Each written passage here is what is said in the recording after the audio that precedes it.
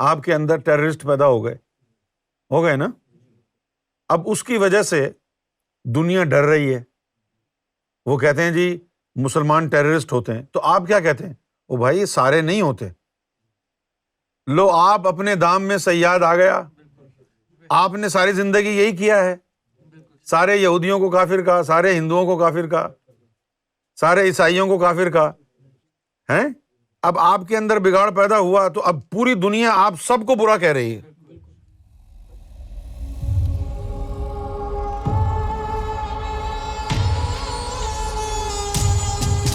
عاقب گوہر نے اندور سے سوال کیا ہے اس آیت کے بارے میں.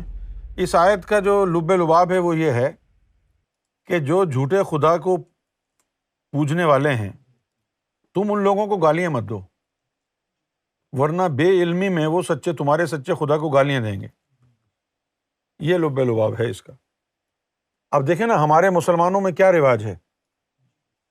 ہمارے مسلمانوں میں رواج یہ ہے کہ ایک طرف تو مسلمان کے علاوہ کسی اور کو وہ کچھ سمجھتے نہیں. اگر کوئی غیر مسلم ہے تو اس کو کہتے ہیں یہ کافر ہے. ان کی نظر میں یہ ہے کہ اگر وہ مسلمان نہیں ہے تو کافر ہے. مولویوں نے پڑھایا یہ ہے، حالانکہ یہ بات غلط ہے. اسلام ایک ریلیجن ہے. اسلام سے پہلے بھی ریلیجن آئے ہیں. عیسائیت بھی ریلیجن ہے، یہودیت بھی ریلیجن ہے، ہندو دھرم بھی ایک ریلیجن ہے نا. یہ اللہ کے بھیجے ہوئے نبیوں نے بنائے ہیں نا ان کو. لیکن ہمارے مسلمان تو سوائے اپنے کسی کو صحیح نہیں سمجھتے، کہتے ہیں جی یہ تو عیسائی اور یہودی یہ تو کافر ہیں. کسی بھی عالم سے آپ جا کے سوال یہ پوچھیں کہ کیا عیسائی کافر ہیں؟ اچھا، جن عیسائیوں نے اپنے مذہب میں بگاڑ پیدا کر دیا اللہ نے ان کو برا کہا ہے. جنہوں نے سچی تعلیمات پر عمل کیا ان عیسائیوں کو تو اللہ نے برا نہیں کہا. لیکن آپ نے تو تصور لوگوں کو یہ دیا ہے کہ سارے عیسائی کافر ہیں. آپ نے تو تصور لوگوں کو یہ دیا ہے کہ سارے یہودی کافر ہیں. قرآن تو نہیں کہتا یہ. جس طرح آپ مسلمان ہیں، آپ کے اندر ٹیررسٹ پیدا ہو گئے نا. کتنے ٹیررسٹ پیدا ہو گئے مسلمانوں میں. اب اس کی وجہ سے دنیا ڈر رہی ہے. وہ کہتے ہیں جی مسلمان ٹیررسٹ ہوتے ہیں، تو آپ کیا کہتے ہیں؟ او بھائی سارے نہیں ہوتے. لو آپ اپنے دام میں صیاد آ گیا، آپ نے ساری زندگی یہی کیا ہے، سارے یہودیوں کو کافر کہا، سارے ہندوؤں کو کافر کہا، سارے عیسائیوں کو کافر کہا ہیں. اب آپ کے اندر بگاڑ پیدا ہوا تو اب پوری دنیا آپ سب کو برا کہہ رہی ہے. جب آپ کسی ملک کے ایئرپورٹ پر جاتے ہیں اور آپ کے نام میں لکھا ہوا ہے محمد اور اللہ، مسلمان نام ہے، آ جاؤ بھائی ادھر آ جاؤ. 2-3 دن دفعہ جو ہے اس کے باڈی سرچ ہوگا کیونکہ یہ مسلمان ہے. پھر آپ کہیں گے کہ یار سارے مسلمان ٹیررسٹ تھوڑی ہوتے ہیں. ہاں بالکل ٹھیک ہے، سارے مسلمان ٹیررسٹ نہیں ہوتے، لیکن کیا سارے یہودی کافر ہیں؟ سارے عیسائی کافر ہیں؟ سارے ہندو کافر ہیں؟ قرآن کی آیتیں جو ان عیسائیوں کے لیے اتری تھیں جنہوں نے دین میں بگاڑ پیدا کیا تھا، ان آیتوں کو سارے عیسائیوں پر تم تھوپ رہے ہو نا 1400 سال سے. تم نے یہی کیا ہے نا ساری زندگی. کسی مولوی نے کہا ہے تم کو کہ سارے کچھ عیسائی اچھے بھی ہوتے ہیں؟ کبھی بھی نہیں کہا.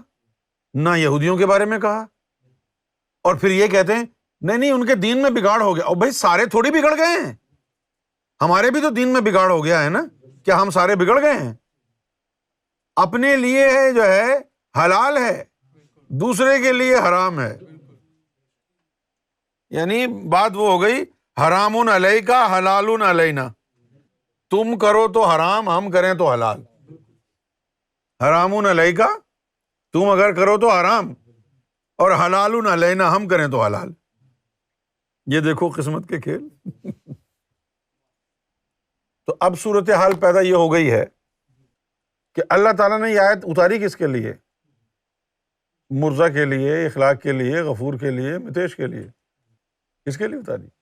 امیڈیٹ فالوورز کون تھے؟ ریسیپینٹ صحابہ کرام ہے نا. تو صحابہ کرام کو کہہ رہا ہے تم ان لوگوں کو گالی مت دیا کرو. تو صحابہ کرام دوسرے مذہب والوں کو گالی دیتے تھے نا. ہمیں تو نہیں کہہ رہا اللہ یہ. ہم تو نہیں تھے نا جب یہ قرآن اترا تھا. کون تھا اس وقت؟ امجد بھائی تھوڑی تھے اس وقت بیٹھے ہوئے، یا اخلاق صاحب گالیاں دے رہے تھے کسی کو؟ صحابہ اکرام کو ایک فرمایا جا رہا ہے نا، کیا کہا جا رہا ہے؟ گالی مت دو ان لوگوں کو. کن لوگوں کو؟ الذین یدعون من دون اللہ، جو اللہ کے علاوہ کسی اور کو اپنا رب پکارتے ہیں. تم ان کو گالی دو گے، ان کے جھوٹے خدا کو. تو علم نہ ہونے کی وجہ سے، ان کو علم نہیں ہے کہ تمہارا خدا سچا ہے، وہ تو اپنے خدا کو سچا سمجھ رہے ہیں، ان کو علم نہیں ہے کہ تمہارا خدا سچا ہے. تو علم نہ ہونے کی وجہ سے ریٹیلیشن کے طور پر، جوابی کارروائی کے طور پر وہ تمہارے سچے خدا کو برا کہیں گے. لہذا اللہ کی یہ جو پالیسی ہے، یہ مصلحت آمیز راز بتا رہی ہے کہ آپ کسی کے جھوٹے خدا کو بھی برا نہ کہیں. اور آپ دیکھ لیں کیا ہو رہا ہے، کیا کر رہے ہیں مسلمان پوری دنیا میں. دوسرے مذاہب جن کا خدا آپ ہی کا خدا ہے، وہ لوگ جو سچے خدا کے ماننے والے ہیں، ان کو بھی کافر کہہ رہے ہو تم. پھر بھی مولویوں کا دامن پکڑا ہوا ہے تم لوگوں نے. جھوٹے خدا والے کون ہیں؟ جھوٹے خدا والے یہ لوگ ہیں جو سانپ کی پوجا کرتے ہیں. سنگاپور گئے کبھی آپ؟ سانپ کی پوجا کر رہے ہیں، کوئی کتے کی پوجا کر رہا ہے، کوئی مرغے کی پوجا کر رہا ہے. تم یہودیوں کو، عیسائیوں کو، ہندوؤں کو کہہ رہے ہو کہ یہ کافر ہیں اور مشرک ہیں. یہ مشرک نہیں ہے، ان کے ریلیجن میں بھی ایک ہی خدا کی پوجا ہوتی ہے، بھلے کوئی بھی نام ہو. یہ بھی اسی رب کو پوجتے ہیں جس رب کو ہم پوج رہے ہیں.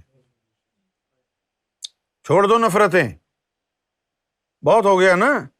یہودیوں کو گالی دینے سے کیا ملا آپ کو؟ یعنی اتنا آپ کے ذہن میں فطور آ گیا ہے، گندگی آ گئی ہے کہ آپ سیاست میں بھی ان اصطلاحات کو استعمال کرتے ہیں. جس طرح وہ مولانا ڈیزل نے عمران خان کے اوپر الزام لگایا کہ اس نے تو یہودیوں سے شادی کر لی ہے، یہ یہودیوں کا ایجنٹ ہے، حالانکہ وہ عورت مسلمان ہو گئی تھی. تمہارے علماء کا یہ حال ہے کہ کوئی اسلام قبول کر لے پھر بھی تم اس کو مسلمان سمجھتے ہی نہیں. نہیں یہودی ہے، یہ تو یہودی ہے نا. تمہارے اندر فتنہ، تم سے بڑا فتنہ پرور عالم کون ہوگا؟ بھائی اس نے کلمہ پڑھ لیا، مسلمان ہو گئی. اچھا پھر طلاق کو بھی عرصہ گزر گیا اس کی، آج تک اس نے اپنا نام چینج نہیں کیا، اور آج بھی یہی کہتی ہے کہ میں مسلمان ہوں. تماچا نہیں ہے تمہارے منہ کے اوپر جو تم اس کو تانے دیتے تھے کہ یہ یہودی ہے. یہ میں بات کر رہا ہوں جمائمہ گولڈ سمتھ کی، جس کا نام ہے اب جمائمہ خان، عمران خان کی جو ہے سابقہ جو بیوی ہے. تو اب یہاں سے آپ اپنی اسٹریٹجی نکال لیں. اللہ تعالیٰ نے فرمایا ہے کہ بھائی تم کسی کے جھوٹے خدا کو بھی برا نہ کہو، ورنہ تمہارے سچے خدا کو برا کہے. یہاں سے اب ہر معاملے میں اسٹریٹجی نکال لیں.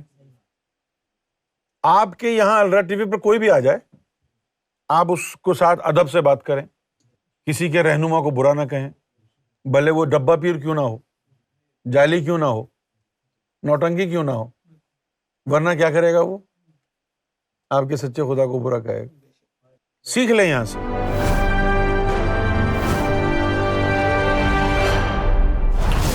TV, bringing light, love, and peace in your life.